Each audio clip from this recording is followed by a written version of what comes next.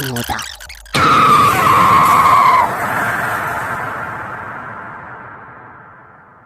राजू की लाश खून से लथपथ जमीन पर पड़ी थी। उस औरत ने राजू की लाश उठाई। उसने राजू का सिर अपने कंधों पर रख लिया। तभी टेबल पर रखा हुआ म्यूजिक प्लेयर अचानक से चालू हो गया और गाना बजने लगा। और उसके बाद वो औरत राजू के लाश के साथ नाचने लगी। वो औरत राजू के लाश के साथ नाच रही थी।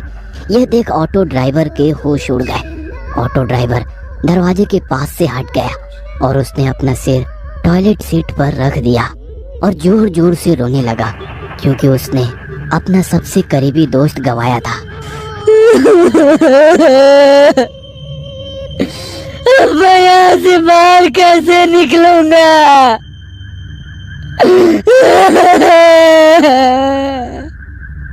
वो रोते रोते खुद से ही बोल पड़ा। उसे पता चल गया था कि वो औरत या तो भूत या फिर चुड़ैल है, और उस चुड़ैल का मकसद सिर्फ उसकी मौत है। उसने आंखें मूंद ली और भगवान का ध्यान करने लगा।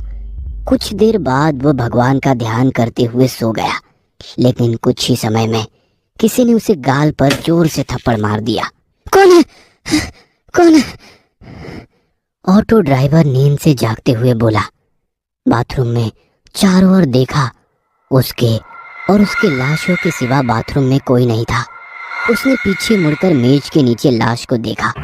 वह अभी भी अपने हाथों और पैरों को फैलाकर लेटी हुई थी और उसकी आंखें और मुंह खुले थे। ऑटो ड्राइवर की नज़र उस लाश की जांघ पर गई। उसके जांघ के नीचे एक काली कवर वाली डायरी थी। उसे लगा कि उसे कोई आभास हुआ होगा, इसलिए वह फिर से सो गया। जब वो सो गया तो किसी ने उसे पीछे से उसके पिछवाड़े में लात मारी। उसने पीछे मुड़कर देखा, लेकिन उसके पीछे कोई नहीं था। वहां केवल मेज के खोखले में उसी ऑटो ड्राइवर की लाश पड़ी हुई थी, जो उसका मोबाइल निगल गया था। तभी उसके मन में एक सवाल आया, क्या इसी लाश ने तो मुझे लात नहीं मारी? वो मन ही मन बोल पड़ा। तभी उसकी नजर उस लाश की जांघों पर पड़ी और उसके रोंगटे खड़े हो गए, क्योंकि थोड़ी देर पहले जो डायरी उस लाश के जांघ के नीचे थी, वो अब उसकी जांघ से बाहर निकली थी। इसका मतलब ये था कि या तो वो डायरी खुद चलकर उस लाश की जांघ के बाहर निकली होगी, या फिर वो लाश वहां से सड़क गई होगी। और डायरी तो खुद से चल नहीं सकती। इसका मतलब वो लाश ही थी जो वहां से हिली थी। उसे समझ आ गया कि वो लाश ही थी जिसने उसे पहले थप्पड़ मारा और बाद में लात मारी थी। वो लाश उसी जगह पर पड़ी थी और कुछ हलचल कर रही थी, पर उसे देखना था कि क्या वो लाश जिंदा है। इसलिए उसने बाथटब के पास में से एक मोबाइल फोन उठाया और उस लाश पर फेंक दिया, लेकिन वो लाश हिले नहीं। उसने फिर से उस मोबाइल के ढेर में से 3 मोबाइल उठाए और एक एक करके उस लाश के ऊपर फेंके, पर वो लाश हिली नहीं। उसे लगा कि उसे कोई वहम हुआ होगा, इसलिए वो फिर से जाकर टॉयलेट सीट पर सर रखकर सो गया। उसने आंखें बंद कर ली थी। इतने में उसके सर पर कुछ आ टकराया। ऑटो ड्राइवर ने आंखें खोली और चिल्लाया, कौन है? तभी उसकी नजर उसके सामने पड़े हुए मोबाइल पर पड़ी और उसकी सांसें रुक गई, क्योंकि उसके सर पर किसी ने मोबाइल फेंक कर मारा था। उसने पीछे मुड़कर टेबल के खोखले में पड़ी लाश को देखा। उसके बाजू में 3 मोबाइल पड़े हुए थे। यह देखकर तो उसका दिल धड़कना बंद हो गया, क्योंकि उसने उस लाश के ऊपर 4 मोबाइल दे मारे थे। अब यहाँ सिर्फ 3 थे। इसका मतलब वो लाश ही थी जिसने उसे मोबाइल फेंक कर मारा था। वो उस लाश को देखकर पीछे पीछे जाने लगा। तभी उसके पीछे बाथटब में से दूसरी लाश ने उसके पिछवाड़े में लात मारी और ऑटो ड्राइवर सीधे टेबल के नीचे पड़े हुए लाश के पैरों में जा गिरा। उस लाश के पैरों में गिरते ही उस लाश ने दोनों हाथों से उसका गला घोटना शुरू कर दिया। ऑटो ड्राइवर दर्द के मारे तड़प रहा था। वो उस लाश का चेहरा अपने नाखूनों से नोच रहा था, पर वो लाश उसका गला छोड़ ही नहीं रही थी। ऑटो ड्राइवर को उसकी मौत उसके सामने दिखाई दे रही थी। तभी उसने अपने हाथ फर्श पर टिका दिए। उसका नसीब अच्छा था कि उसे अपना चाकू फर्श पर मिला और उसने चाकू को उठाकर सीधा उस लाश के आंखों में घुसेड़ दिया और वैसे ही लाश सुन पड़ गई। उसने ऑटो ड्राइवर का गला छोड़ दिया और बेजान होकर नीचे पड़ गई। ऑटो ड्राइवर वहां से उठ गया और टॉयलेट सीट पर जाकर चढ़ गया। उसकी सांसें अटक रही थी। अब उसकी बाईं ओर टेबल के नीचे पड़ी हुई लाश थी और दाईं ओर बाथटब जो लाशों से भरा हुआ था। हे भगवान, मुझे यहाँ से बाहर निकालो। मैं फिर कभी शराब नहीं पीऊंगा, गालियां नहीं दूंगा, हमेशा आपकी पूजा करूंगा, किसी भी औरत की तरफ नहीं देखूंगा। आप कहे तो मैं सन्यासी बन जाऊंगा, पर मुझे इस बाथरूम से बाहर निकालो भगवान, बाहर निकालो। मैं आपसे विनती करता हूँ भगवान। ऑटो ड्राइवर ने भगवान से प्रार्थना की, तू कभी यहाँ से बाहर नहीं निकल पाएगा, ना जिंदा ना मुर्दा। उसके बाद वो जोर जोर से हंसने लगी। ऑटो ड्राइवर ने अपने कान बंद कर लिए और भगवान का नाम लेना शुरू कर दिया। हे राम, हे राम, हे राम, हे राम, हे राम, हे राम। पर भगवान का नाम लेते हुए उसके मन में एक ही सवाल आया, क्या भगवान उसके इस गलती के लिए माफ कर देंगे? क्योंकि उसने एक औरत की इज्जत लूटने की कोशिश की थी। उसके मन में ना जाने कौन सा ख्याल आया और उसने भगवान का नाम लेना बंद कर दिया। कुछ देर बाद सुबह हो गई थी और वो सोचने लगा, क्या मेरे इस गलती की सजा सिर्फ मौत है? क्या सच में मैं इस बाथरूम के बाहर कभी नहीं निकल पाऊंगा? क्या मैं कभी अपने बीवी बच्चों को नहीं देख पाऊंगा?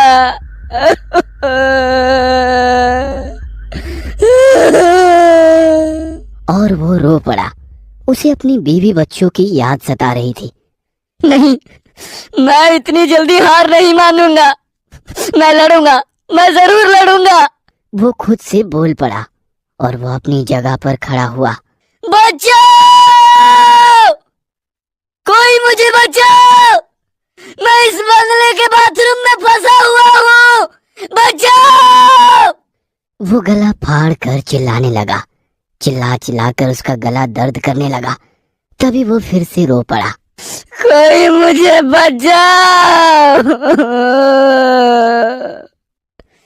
वो रोते हुए बोला, पर कोई भी उसकी बातें सुन नहीं पा रहा था।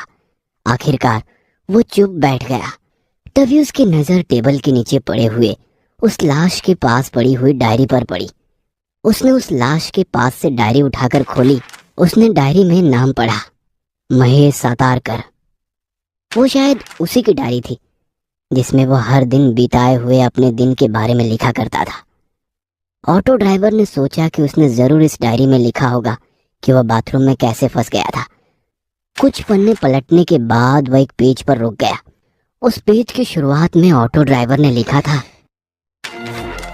मुझे पता है किसी न किसी दिन मेरी डायरी कोई ऑटो ड्राइवर द्वारा पढ़ी जाएगी। मेरा नाम महेश सातारकर है और मैं कोई ऑटो ड्राइवर नहीं हूँ, मैं एक पत्रकार हूँ। ये पढ़कर ऑटो ड्राइवर चौंक गया। अगर वो ऑटो ड्राइवर नहीं बल्कि पत्रकार था तो उसने ऑटो ड्राइवर की यूनिफॉर्म क्यों पहन रखी थी? ऑटो ड्राइवर के मन में सवाल आया। उसने सोचा, इसके पीछे कोई ना कोई बड़ा कारण होगा, इसीलिए इस पत्रकार ने ऑटो ड्राइवर की यूनिफॉर्म पहन रखी होगी और इसी कारण वो चुड़ैल के जाल में फंस गया होगा। पर वो फंसा कैसे? उसके मन में और एक सवाल आया। तो इन प्रश्नों के उत्तर जानने के लिए ऑटो ड्राइवर ने वो डायरी पढ़ने का फैसला किया और उसने डायरी पढ़ना शुरू कर दिया। पिछले 3 महीनों से हर शनिवार को इस शहर में से एक ऑटो ड्राइवर गायब हो रहा है। रात में ऑटो चलाने वाले ऑटो ड्राइवरों में से हर शनिवार को एक गायब हो रहा था। इसलिए ऑटो ड्राइवर के परिवार वाले शहर के पुलिस थाने में गुमशुदगी की रिपोर्ट दर्ज करा रहे थे, लेकिन उन लापता ऑटो ड्राइवर का कुछ भी पता नहीं चल रहा था। लेकिन इन सभी घटनाओं में कॉमन बात अवंती नगर थी। ऑटो ड्राइवर लापता होने के अगले दिन ही उसका ऑटो अवंती नगर के सिल्वर लिप बंगले के बाहर पाया जाता था। सिल्वर लिप बंगला 4 महीने से बंद पड़ा था, इसलिए पुलिस को उस बंगले पर शक हो गया। पुलिस को शक था कि उन सभी ऑटो ड्राइवरों का किसी साइको ने अपहरण कर लिया है, क्योंकि सभी ऑटो ड्राइवर शनिवार की रात से लापता हुए थे और उनके खाली ऑटो सिल्वर लिप बंगले के बाहर पाए गए थे। इस वजह से पुलिस ने सिल्वर लिप बंगले की तलाशी ली, लेकिन उन्हें बंगले में कुछ भी संदिग्ध नहीं मिला। इसलिए पुलिस ने उस बंगले को अनदेखा कर दिया। मैं एक पत्रकार था, इसलिए मैंने फैसला किया कि मैं ऑटो ड्राइवरों के लापता होने का कारण जानकर ही रहूंगा और मैंने जांच शुरू की। तब मुझे पता चला कि जो ऑटो ड्राइवर लापता हो गए थे वे रात में गुलाबगंज इलाके में ऑटो चलाते थे। इसलिए मैंने शनिवार की रात को गुलाबगंज इलाके में ऑटो चलाने का फैसला किया। उस शनिवार की रात को 2 बजे मैं गुलाबगंज इलाके में ऑटो चला रहा था जब मैंने सुनसान रोड के किनारे पर एक औरत को देखा। मैंने ऑटो उसके करीब जाके खड़ा कर लिया। मैंने उस औरत के चेहरे की तरफ देखा। उसका चेहरा मुझे कुछ जाना पहचाना सा लग रहा था, जैसे कि मैंने उसे पहले कहीं देखा हो, लेकिन मुझे याद आ रहा था कि मैंने उसे कहाँ देखा था। भैया अवंती नगर छोड़ दोगे? उस औरत ने मुझसे पूछा। अवंती नगर के शब्द सुनते ही मेरी आंखें चमक उठी। हाँ बिल्कुल, बैठ जाइए, मैंने उस औरत से कहा। जैसे ही औरत रिक्शा में बैठ गई, मैं ऑटो को अवंती नगर की तरफ ले जाने लगा। ऑटो में बैठकर मैं याद करने की कोशिश कर रहा था कि मैंने उस औरत को कहाँ देखा है, लेकिन मुझे कुछ याद नहीं था। कुछ ही समय में अवंती नगर आया। उस औरत ने मुझे एक बंगले के सामने रुकने को कहा। उसने भाड़ा दिया और एक बंगले का गेट खोलकर अंदर चली गई। मैंने उस बंगले को देखा और मेरी आंखें खुली की खुली रह गई, क्योंकि उस बंगले का नाम सिल्वर लीफ था। लेकिन ये बंगला तो 4 महीने से बंद है, फिर यह औरत इस बंगले में क्यों गई है? मैं मन ही मन बोल पड़ा। मुझे लगा कि कुछ तो गड़बड़ है और मैंने उस बंगले में जाने का फैसला किया ताकि पता चल सके कि मामला क्या है। तभी अचानक से मेरी नज़र पीछे की सीट पर गई। वो औरत ऑटो में अपना मोबाइल भूल गई थी। बस मुझे उस बंगले में घुसने का कारण मिल गया। मैंने मोबाइल लिया और गेट खोलकर बंगले के आंगन में आ गया। मैंने दरवाजे की घंटी बजाई, लेकिन कोई भी दरवाज़ा नहीं खोल रहा था। इसलिए मैंने दरवाजे को थोड़ा सा धक्का दिया और यह क्या, अचानक दरवाज़ा खुल गया। औरत शायद गलती से दरवाज़ा बंद करना भूल गई थी। मैडम जी, मैंने अंदर आते ही उस औरत को आवाज़ दी। तभी मैंने उस औरत के चिल्लाने की आवाज़ सुनी। दूसरी मंजिल के एक बेडरूम से वो चीखने की आवाज़ आई थी। इसलिए मैं दूसरी मंजिल के उस बेडरूम की तरफ भागा, लेकिन मैंने देखा कि बेडरूम खाली था। तभी एक बार फिर से औरत जोर से चीखी। वो चीख वॉशरूम से आई थी, तो मैं दौड़कर वॉशरूम का दरवाज़ा खोलकर वॉशरूम में घुस गया और सामने का नज़ारा देखकर मेरे पैरों तले ज़मीन खिसक गई, क्योंकि मैंने वॉशरूम के बाथटब में ऑटो ड्राइवर की लाशें देखी थी। तभी उस औरत ने बाहर से वॉशरूम का दरवाज़ा बंद कर दिया। मैंने दरवाज़ा खोलने की कोशिश की, पर मैं असफल रहा। मैं रोया, चिल्लाया, उससे भीख मांगी, लेकिन उसने दरवाज़ा नहीं खोला। मैंने बाथटब के पास मोबाइलों का ढेर देखा। मैंने अपनी जेब से उस औरत का मोबाइल निकाला तो वो एकदम उन्हीं मोबाइलों की तरह था। मैं समझ चुका था कि उस औरत ने मुझे अपने जाल में फंसाया है, लेकिन वो औरत कौन थी? मेरे मन में सवाल आया। अचानक मेरे दिमाग में कुछ आया और मेरे दिल की धड़कन बंद हो गई। कुछ 4-5 महीना पहले सिल्वर लीफ में, मतलब इसी बंगले में, इस बंगले की मालकिन की बड़ी ही बेरहमी से हत्या कर दी गई थी। मैंने तुरंत अपनी जेब से मोबाइल निकाला और गूगल पर श्यामला देशमुख मर्डर लातूर सर्च किया, पर वहाँ मैंने श्यामला देशमुख यानी इस बंगले की मालकिन की फ़ोटो देखी और डर के मारे मेरे रोंगटे खड़े हो गए, क्योंकि जिस औरत ने मुझे इस वॉशरूम में बंद कर दिया, उस औरत का चेहरा और इस बंगले के मालकिन के चेहरे से मेल खा रहा था। पर यह कैसे मुमकिन है? ये औरत तो 5 महीने पहले ही मर गई थी। मैं मन ही मन बोल पड़ा और इस तरह से मुझे पता चल गया कि वह औरत भूत है और ज़रूर अपनी मौत का बदला लेने के लिए ऑटो ड्राइवरों को अपने जाल में फंसाकर उन्हें मार डालती रही थी। ये बात सभी लोगों को पता होनी चाहिए थी। इसलिए मैंने अपने दोस्त को कॉल किया, पर उसके फ़ोन उठाने से पहले ही टेबल के खोखले में लेटी एक लाश ने मेरा मोबाइल निकाल लिया। मैं वह देखकर बहुत ज़्यादा डर गया था, पर उसके बाद मुझे उस लाश की आदत सी पड़ गई थी। जैसे ही रात में सोने की कोशिश करता, वह लाश मुझे कभी थप्पड़ मारती तो कभी लात मारती थी। सुबह होते ही वह लाश ठंडी पड़ जाती थी। दिन के समय तो कुछ भी हरकत नहीं करती थी, इसलिए मैंने दिन में ही सोने का फैसला किया। रात होते ही उस औरत का भूत वॉशरूम के बाहर बेडरूम में बड़ी ही डरावनी आवाज में गाना गाते हुए नाचती थी।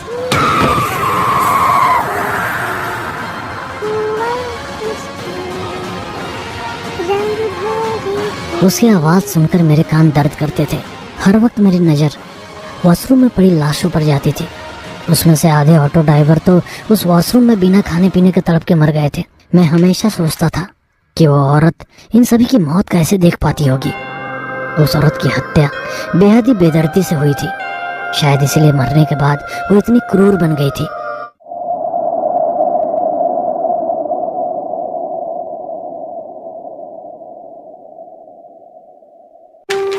मिसेस देशमुख के साथ बहुत बुरा हुआ था। असल में हुआ ये था, उस शनिवार की रात मिसेस देशमुख देर से एक पार्टी से घर लौट रही थी, पर रास्ते में उनकी स्कूटी बंद पड़ गई।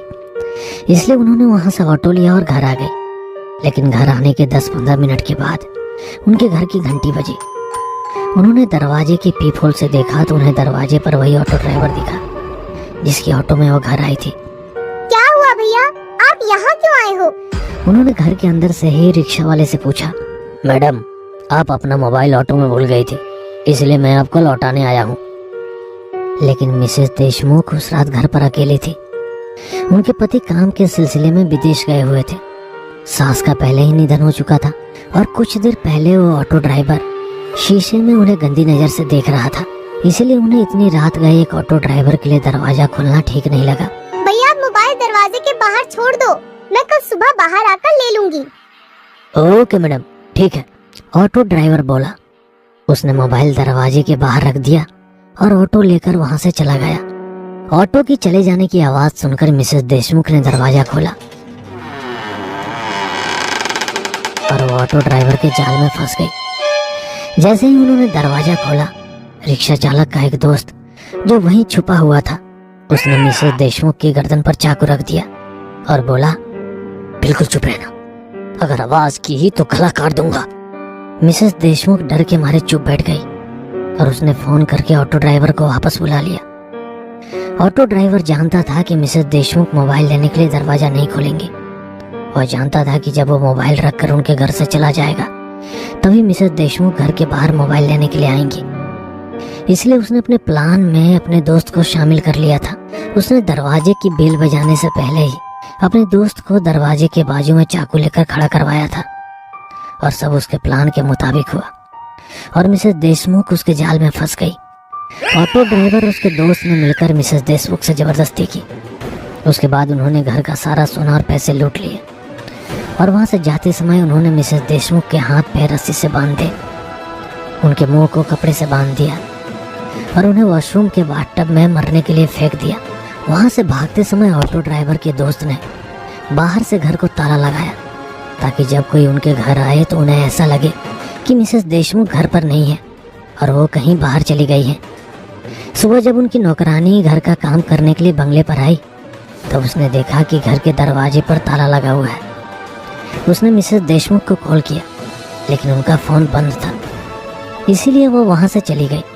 लगातार 6 दिनों तक काम वाली बाई बंगले के चक्कर काटती रही पर उसे घर का दरवाजा बंद ही दिखाई दिया।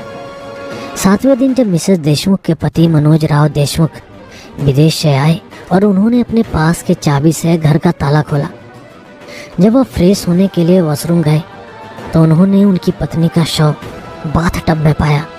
मिसेस देशमुख की 6 दिनों तक भूख और प्यास से मौत हो गई थी। 7 दिनों के भीतर पुलिस ने 2 रिक्शा चालकों को पकड़ लिया। तब पूछताछ में उन्होंने पुलिस को बताया कि उस शनिवार की रात क्या हुआ था। मैं समझ गया कि मिस श्यामला देशमुख की रूह ऑटो चालकों को मारकर अपनी मौत का बदला ले रही थी, क्योंकि शायद उन्हें लग रहा है कि जो उनके साथ हुआ वो किसी और महिला के साथ ना हो, इसलिए वह समाज से ऐसे लोगों को मार रही थी जो औरत की तरफ बुरी नज़र से देखते हैं और उनके साथ उल्टी सीधी हरकत करने की कोशिश करते हैं। मैं चिल्ला चिल्लाकर मिसेस श्यामला देशमुख की आत्मा को समझाने की कोशिश कर रहा था कि मैं कोई ऑटो ड्राइवर नहीं बल्कि मैं एक पत्रकार हूँ और मैं किसी बुरी नीयत के साथ यहाँ नहीं आया था। लेकिन उस आत्मा को मेरी किसी भी बात से कोई फर्क ही नहीं पड़ रहा था। वो कभी यहाँ से बाहर नहीं निकल पाएगा, ना जिंदा ना मुर्दा। मुझे इस बाथरूम में बंद हुए 4 दिन बीत चुके हैं। भूख प्यास से मेरा शरीर कमजोर हो चुका है। अब तो जैसे मेरे जीने की इच्छा ही खत्म हो रही है। इस डायरी में अपना दर्द बांटकर थोड़ा अच्छा महसूस होता है। बस एक उम्मीद के साथ जी रहा हूँ कि वह दरवाज़ा खुल जाए और मैं वहाँ से भाग जाऊँ। मुझे मेरी बीवी बच्चों की बहुत याद आती है। मैंने लाख कोशिश की पर वह मजबूत दरवाज़ा नहीं खुला। प्यास से मेरा गला पूरी तरह सूख चुका है। मैं रो रहा हूँ लेकिन मेरे आंसू तक खत्म हो चुके हैं। नल से लगातार काला पानी बह रहा है जिससे गंदी बदबू आ रही है। मैं मन ही मन सोच रहा हूँ आखिर मेरी क्या गलती है, क्यों मैं इस मौत के भंवर में फंस गया हूँ। तभी मेरे मन में ख्याल आया मिसेस श्यामला देशमुख भी ऐसे ही मौत के जाल में फंस गई थी। उनकी भी क्या गलती थी। आज 5 दिन हो चुके हैं। अब मैं भूख प्यास बर्दाश्त नहीं कर पा रहा हूँ। मेरा दिल और दिमाग नकारात्मकता से भर चुका है। आज मैंने टॉयलेट क्लीनर पीकर आत्महत्या करने का फैसला कर लिया है। अगर कोई ये डायरी पढ़ रहा है तो मेरी उसे एक ही सलाह है, यहाँ से बचने का बस एक ही रास्ता है, और वह है मौत। मुझे शायद पहले ही यह फैसला कर लेना चाहिए था। वो औरत एक बुरी आत्मा बन चुकी है और वो आपको इस बाथरूम से बाहर किसी भी हालत में जाने नहीं देगी, यदि आप निर्दोष हो तब भी नहीं।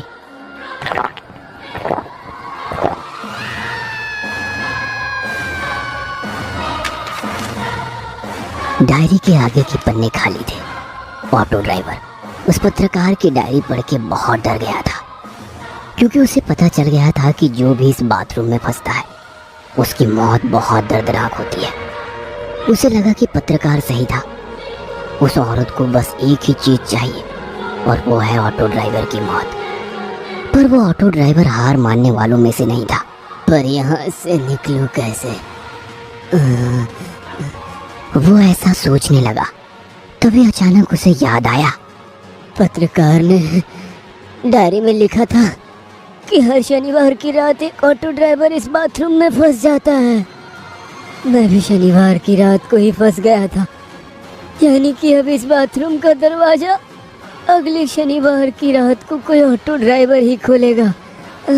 जब कोई ऑटो ड्राइवर इस बाथरूम का दरवाजा खोलेगा तभी मुझे यहाँ से भागने का मौका मिलेगा। और अगर वो औरत ने मुझे रोका तो मैं वो ऑटो ड्राइवर मिलके उसका सामना करेंगे। मुझे कुछ भी करके इस आने वाले शनिवार तक यहाँ मुझे जिंदा रहना होगा, उसने अपने आप से कहा। और वो शनिवार की राह देखने लगा। ऑटो ड्राइवर को फंसे हुए अब 5 दिन हो चुके थे। पिछले 5 दिनों से उसने कुछ भी नहीं खाया था। बिना पानी के उसका गला सूख गया था। उसने सोचा, भूख के मारे कहीं मेरी मौत ना हो जाए, पर क्या खाऊं? शव। उसने वहां पड़े शव के मांस को खाने के बारे में सोचा, पर दुविधा ये थी कि वो शाकाहारी था। उसने अपनी पूरी जिंदगी में कभी मांस नहीं खाया था, और ये तो इंसान का मांस है। पर उसे जिंदा रहने के लिए ये आखिरी मौका था, इसलिए उसने इंसानी मांस खाने का सोचा। उसने खोखले में पड़ी हुई लाश के आंख से चाकू निकाला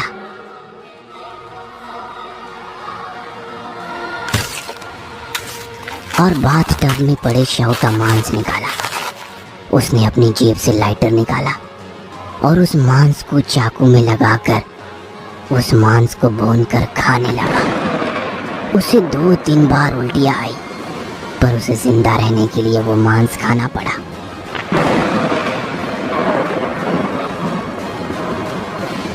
आखिरकार उसका इंतजार खत्म हुआ।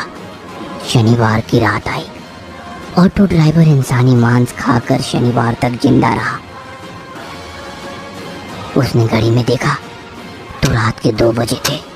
वो औरत पक्का नई शिकार के लिए निकल गई होगी। हाँ।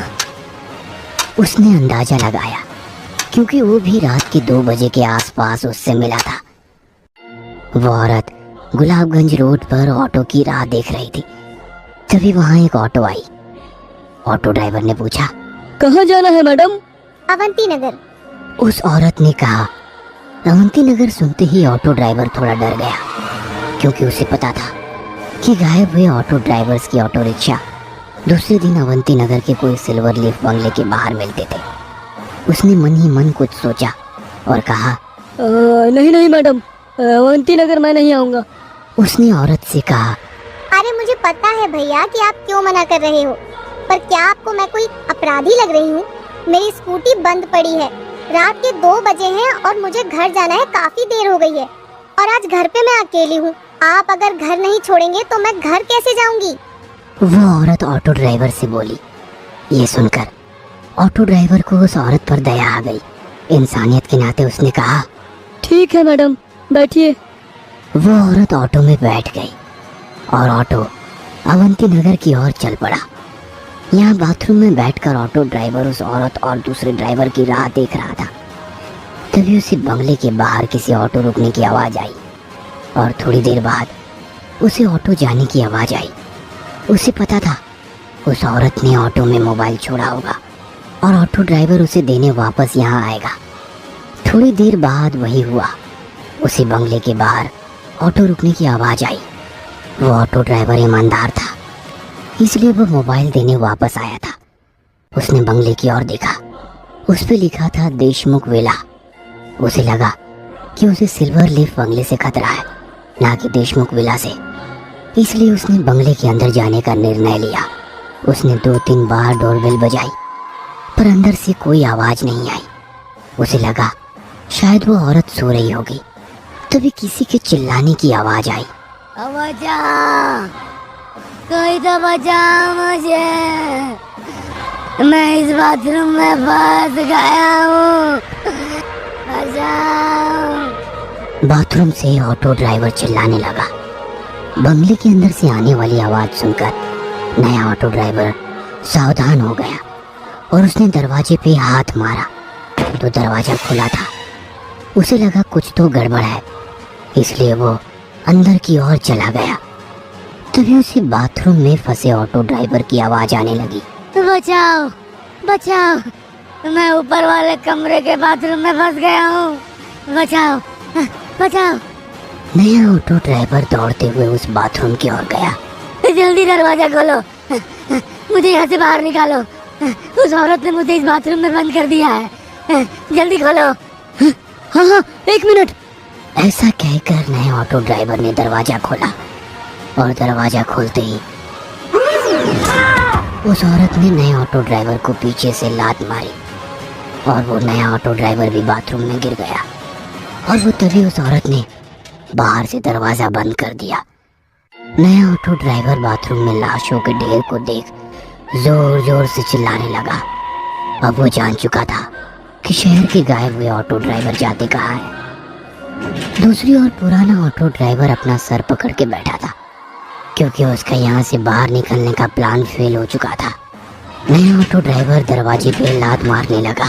दरवाजा खोलो, वरना मैं तुम्हें छोड़ूंगा नहीं, तुम्हें जान से मार दूंगा।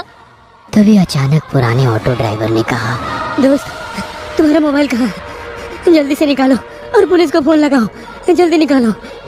तभी नए ऑटो ड्राइवर ने अपनी जेबें तराशते हुए कहा, अरे अरे, मैं अपना मोबाइल फोन ऑटो में भूल गया। ये सुनते ही पुराने ऑटो ड्राइवर को गुस्सा आया। तेरी माँ की, मैं इतने दिन तुम्हारी राह देख रहा था और तुम मोबाइल ऑटो में भूला है। पर यहाँ हो क्या रहा है? हमें यहाँ क्यों बंद किया है? तभी पुराने ऑटो ड्राइवर ने उसे सारी बातें बताई।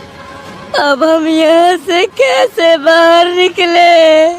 कि तभी दरवाजे पे किसी ने हाथ मारा और उस औरत ने बाहर से कहा, मैं तुझे बाहर निकालूंगी, पर तुझे मेरा एक काम करना पड़ेगा। काम? कौन सा काम? तुम्हारे सामने वाले ऑटो ड्राइवर को मार डालो।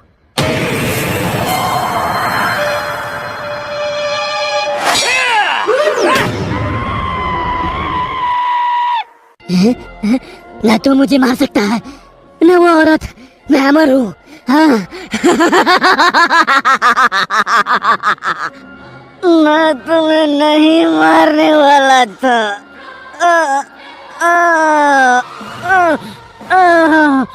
पर मैं मरने वाला था, है? क्योंकि मुझे पता था ऐसा ही कुछ होगा, और आज नहीं तो 2 दिन बाद तू मुझे मार ही देता, क्योंकि मैं कमजोर हो चुका हूँ। इसलिए तू मुझे मारो, इसके पहले मैं ही तुम्हें मार दूंगा। हाँ, हाँ। नहीं नहीं, मुझे मत मारो, मैं तुम्हारे पैर पकड़ता हूँ, मुझे मत मारो, मत मारो मुझे। बाय बाय मेरे दोस्त, बाय बाय।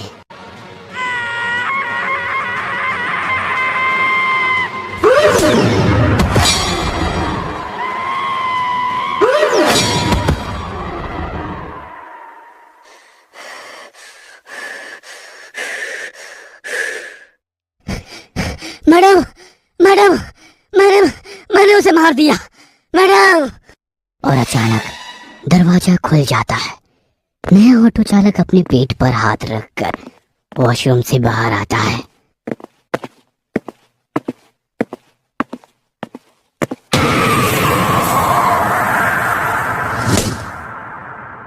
तुझे क्या लगा मैं तुझे छोड़ दूंगी? जो भी इस घर में आता है वो यहाँ से कभी बाहर नहीं जाता, न जिंदा न मुर्दा।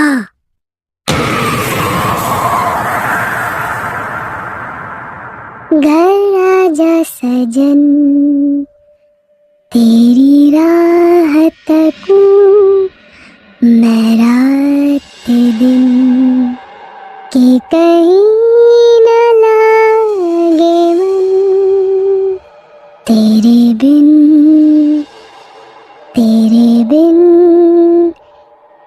घर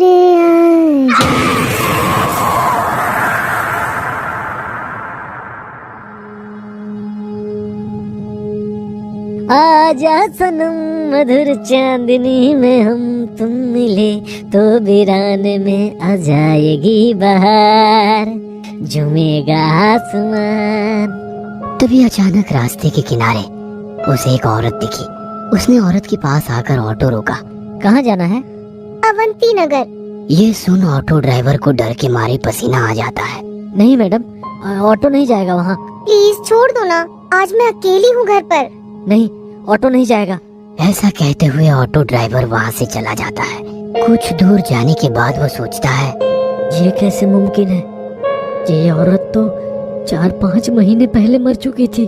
तभी अचानक उसे गाना सुनाई देने लगता है। घर आजा सजन, तेरी राह तकूं मैं रात दिन।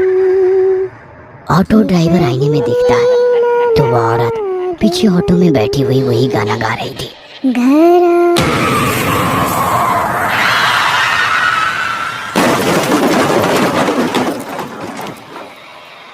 घर नहीं आओगे तो ऐसा ही होगा। And welcome home.